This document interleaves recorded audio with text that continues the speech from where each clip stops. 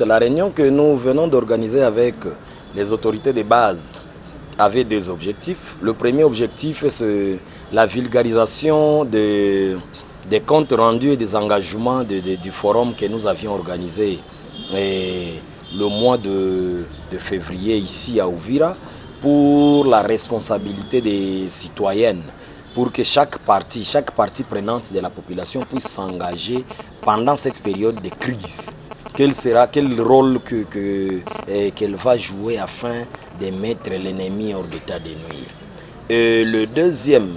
objectif était que, c'était toujours dans le même angle d'idée que dans les résolutions de ce forum,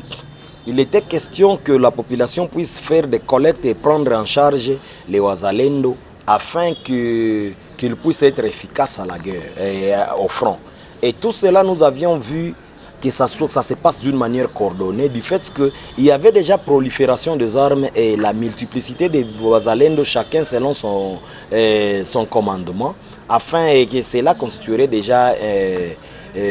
un dérangement à la population, une tracasserie, voulais-je dire. Et nous voulons le faire d'une manière ordonnée. Voilà que nous avions commencé les descentes dans les différents quartiers et différentes communes,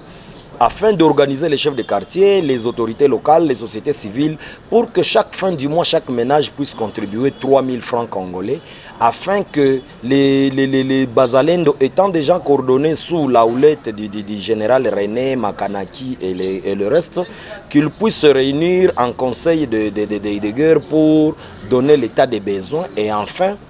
et que cette contribution de la population leur parvienne, parce qu'il y a création d'une commission de suivi et une commission de gestion. Et c'est cela que nous sommes venus avec les quartiers et la commune de Kalundu qui était réunie ici dans la salle polyvalente de la mairie pour que nous puissions leur responsabiliser cette tâche afin que les tracasseries de Wazalendo que vous avez constaté qu'il n'y a plus de Wazalendo dans la rue, il n'y a plus de fouets à la population, il n'y a plus la prolifération au marché parce que c'est avec eux que nous avions commencé et ils ont compris la donne. C'est quant à nous alors de collecter ce qui va leur faire résister au front et c'est ça l'étape que nous sommes en train de faire et c'était l'objectif de notre réunion. Oui, nous avions commencé par le quartier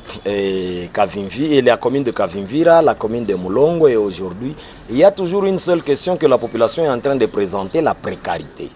C'est vrai la précarité, mais nous avions démontré la quintessence et que la question n'est pas seulement pendant cette période de crise, mais la question a commencé, comme vous venez de le dire, avec le maire titulaire qui est aux soins, le maire Kizamouato, qui a commencé, il y avait certains volontaires qui avaient commencé à contribuer et les fonds se trouvent dans les comptes ouverts à la COPEC Kalundu. Et comme la COPEC n'a pas encore rouvrir les travaux, nous avions donné la proposition au maire d'intérim, le maire adjoint Kifara Kapenda Kiki, qu'un compte soit ouvert au niveau de la CADECO, afin que les deux commissions de gestion et de suivi puissent suivre et collecter et voir comment cet argent sera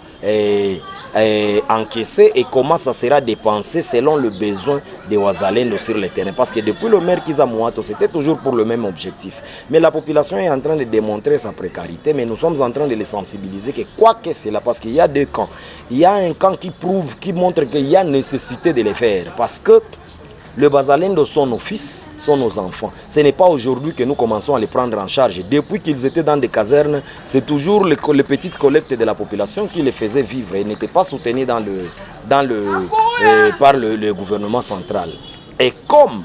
aujourd'hui nous sommes en train de voir les militaires des FARDC sont en train de toucher leurs soldes, sont en train d'être ravitaillés en nourriture au détriment des Bazalendo. Et nous, population qui sommes les premières victimes pendant ces atrocités qui sont en train de se passer ici dans la ville d'Uvira avec les guépards, et même si la guerre venait, c'est nous toujours qui serons victimes. Alors nous sommes en train de sensibiliser pour que ces Wazalendo étant au front à côté des FARDC, comme eux ne sont pas ravitaillés, qu'ils puissent avoir cette contribution de la population pendant que nous sommes en train de faire les plaidoyers au gouvernement, qui puisse prendre en charge parce que la population ne saura pas. Il y a aussi une frange qui dit que non, que l'État prenne en charge parce que la population combat et les Wazalendo combattent au prorata du gouvernement congolais. Mais nous sommes en train de montrer que les Wazalendo et le gouvernement et les FRDC, nous devons aussi donner notre quote-part. Parce que l'article 63 de la Constitution nous dit que pendant qu'il y a les gens qui voulant prendre le pouvoir par la force, chaque Congolais a le devoir